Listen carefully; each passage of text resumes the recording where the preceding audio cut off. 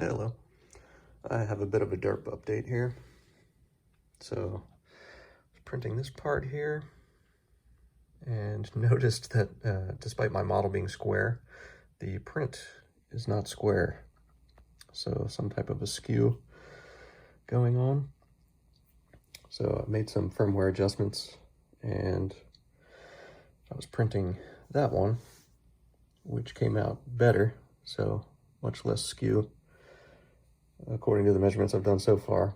And then I broke a second belt. So this snapped mid-print. Luckily I heard it, so it didn't really do any damage, just ruined the print. So I'm not sure if this is a result of too much tension or too much flex. Both of these belts are riding toward the outside of this pulley, which tells me that it's not perfectly square with the linear axis. So if there's flex in this mount here, or if there's flex on that shaft, it's going to cause this belt to ride all the way out at this outer edge.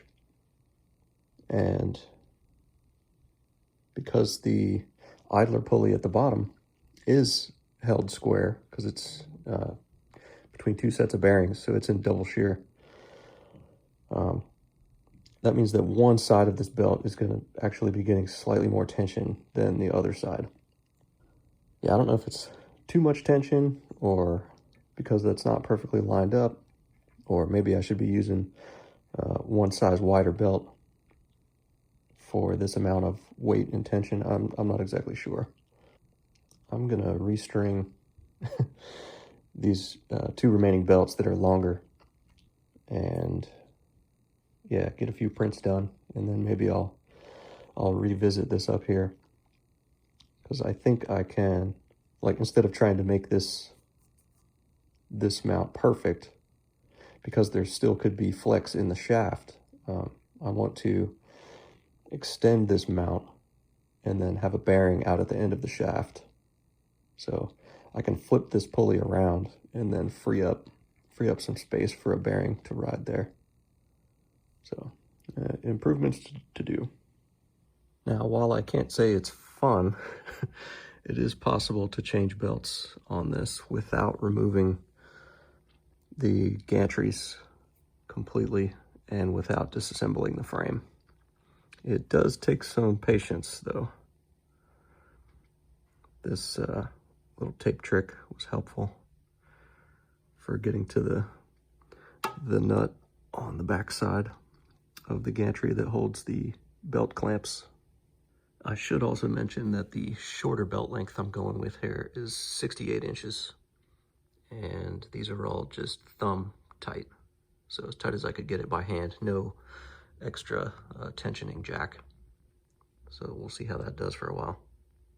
All right, so after fixing the belts, I got back to the business of messing with the RepRapFirmware configuration, trying to get out the skew and get the parts accurately sized. So on my page, I did a bit of a write-up about that part of it. And yeah, just to overview, here's what I was seeing. So I've got a square up against one of the towers, and you could see that the print area y-axis is not square with that like it should be. And the part not square, even though some of these lengths were pretty accurate. So some of the X and Y lengths were pretty darn close to what they were supposed to be, but yeah, skewed. Yeah, that kind of led me down a little bit of a rabbit hole. But yeah, I went through these two pages that you can find links to these from the Duet 3D page. And this page is called Calibrating a Delta Printer, and then the other page is called Configuring RepRapFirmware for a Linear Delta Printer. Both of these pages are pretty great. I mean, they cover a lot of stuff. But when you're first setting up a printer, especially a new printer from scratch, there's a lot to wrap your head around. So when I originally set up the firmware, I tried to follow this guidance as good as I could, and I used their online configuration tool, and that led me down the path of doing a 6-point auto calibration. I came across this little tidbit right here on this page. If your printer is accurately built, then 4-factor calibration may be sufficient. And yeah, that really got me thinking, because my build is pretty accurate, pretty good. So this got me thinking that, hey, if your build is perfectly accurate and your measurements are perfectly accurate, well, you really shouldn't need to do any type of calibration or compensation. And you can see here that they have these different levels of auto calibration / compensation. So the one that they're recommending by default is this one. So 6-factor, 6 points or more. And you see that it does corrections for the homing switch positions, the delta radius, the X and Y tower positions. So this got me thinking that a lot of this may not even be necessary for my build, because my tower positions are very accurate because my frame plates are water jet cut. And the homing switch corrections, well, I'm using sensorless homing. So it's within the resolution of 1 step, I think, on each tower. So delta radius is one of the things that's probably not super accurate. So I've realized I could have done a better job measuring the delta rods and then figuring out the delta radius. But before I decided to try that, I decided to just try a different calibration procedure, essentially. So instead of calibration with all these corrections, I decided to just dumb it down and then rely on my build accuracy more and see what kind of a result I would get. Yeah, instead of the auto calibration and corrections, I just decided to do a single center Z bed probe and then follow that up with mesh bed leveling. So it's not trying to, through calculation, figure out, what the error is in my homing stops, or figure out what the error is in my delta tower locations or any of that kind of stuff.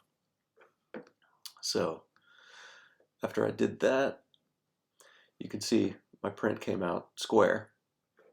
A little bit hard to tell in this angle because it's such a shallow print, but yeah, they came out square.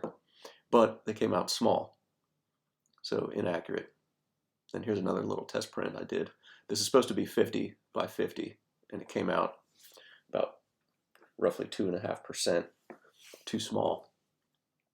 I set about trying to get more accurate measurements for my stuff.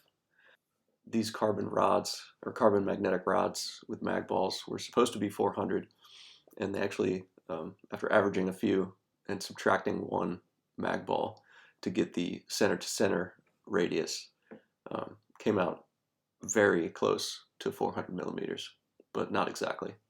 I used a digital protractor to get a more accurate angle when all the towers are homed, and that let me do a much better calculation on what the delta radius is.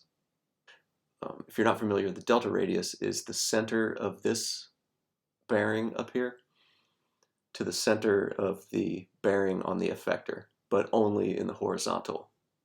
And the result of that is I'm now getting square and accurate parts. And this is without a multi-point delta auto calibration or correction. But this should be good enough for a lot of the stuff that I want to do now. So next up is more things related to pressure advance and trying to speed up printing. And of course, maybe improving the stepper pulley mounts up top to get rid of the belt deflection. All right, thanks.